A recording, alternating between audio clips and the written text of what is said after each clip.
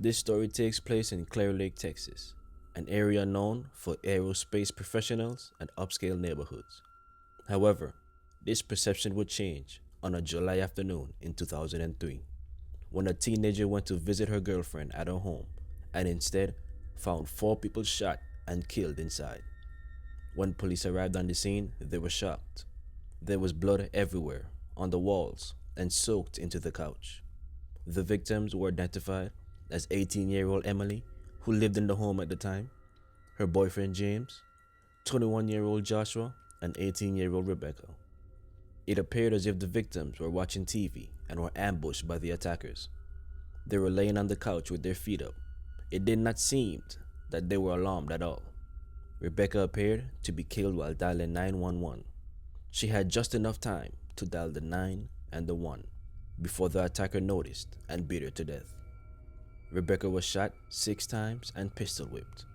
There were shell casings at the scene from 2 different guns. One was a 9mm and the other a .38 caliber.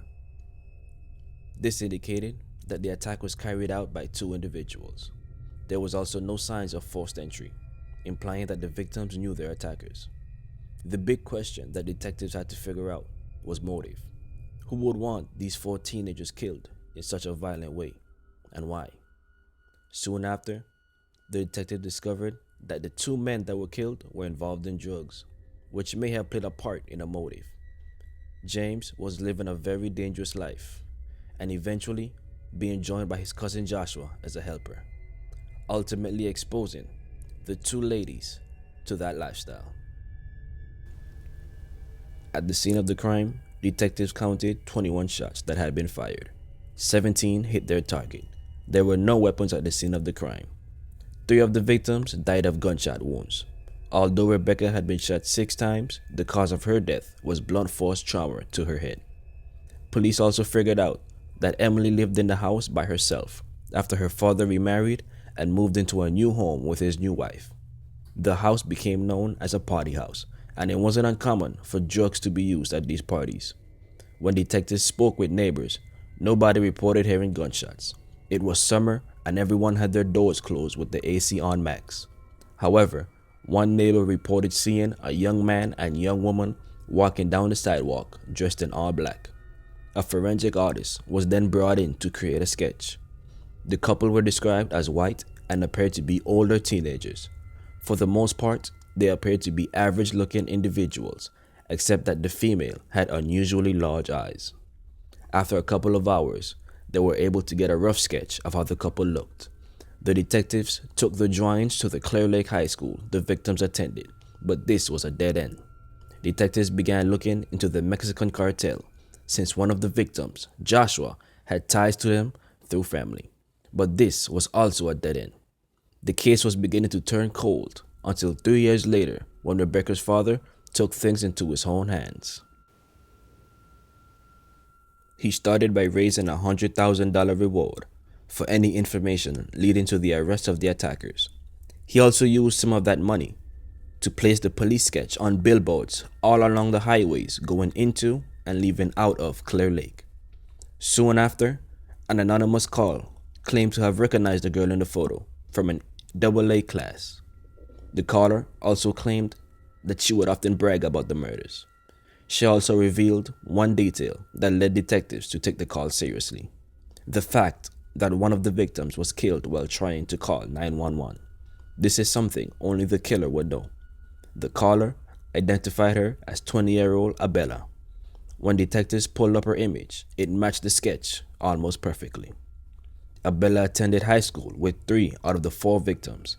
In a sick twist of fate, it was Abella who was being bullied in school, and it was Rachel and Emily who befriended her. They were so close that Rebecca had a photo of Abella in her wallet. A background check revealed that Abella was addicted to heroin and spent her entire inheritance on drugs. Soon after, Abella and her husband were located in a motel in San Antonio. There were hundreds of needles and dozens of boxes of drug paraphernalia. There was also a mist of blood on the doors and walls from the needles that they were using. When questioned by the cops, Abella, suffering from heroin withdrawals, admitted to participating in the murders, but said that her boyfriend John was the real killer. Abella claimed that she waited outside while John killed her friends. Detectives located John's parents and they informed authorities that John was living in South Carolina. However, the word got to John before the authorities could, and John disappeared. His body was later found in the woods. John took a lethal dose of painkillers and committed suicide. When authorities searched John's apartment, they found a .38 caliber handgun and a 9mm semi-automatic. The weapons were later determined to be the same guns used on the victims. Abella later admitted that she used one of the guns on that night. In the end, it appeared as if Abella and John needed money for drugs and paid a visit to the victims that night. Since the victims knew Abella, they let them in without a problem. Then suddenly, they started shooting, letting off 21 shots. They scattered through the house, looking for whatever they could find, when Abella noticed Rebecca was alive and dialing 911. Rebecca then beat her to death.